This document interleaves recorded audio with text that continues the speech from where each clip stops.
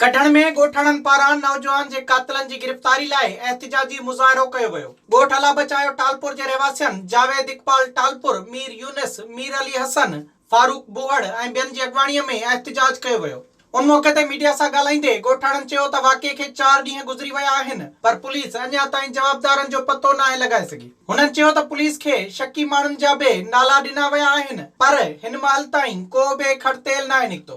बशीर अहमद चाटिया साहब सर्व अचे थो, असां पाण जेके रिश्तेदार आहियूं, उनजा पेरेंट्स आहियूं, माउ पीउ, असां पंहिंजे घरनि ते बि एसएचओ साहब खे वठी विया आहियूं।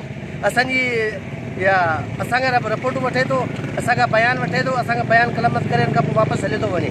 असां शकी बुनियाद ते हुनखे 4-5 नाला बि ॾिना आहिनि, चए ते हू अॼु ताईं हुन वञी न सघियो आहे। असांखे इहा ॻाल्हि सम्झ में नथी अचे त हिन ते प्रेशर आहे। संदन चवण हो त जवाबदारनि जे गिरफ़्तार न थियण करे इलाइक़े में ॾाकाओ पखिड़ियल आहे। एहतियात कंदड़ ॻोठाणनि घुर कई त कातिलनि खे कानून जी पकड़ में आणे पैदा थियल बेचैनी ख़त्म कई वञे। विज़िट कयो अवामी आवाज़ मीडिया ग्रुप जी वेबसाइट awamiawaz.pk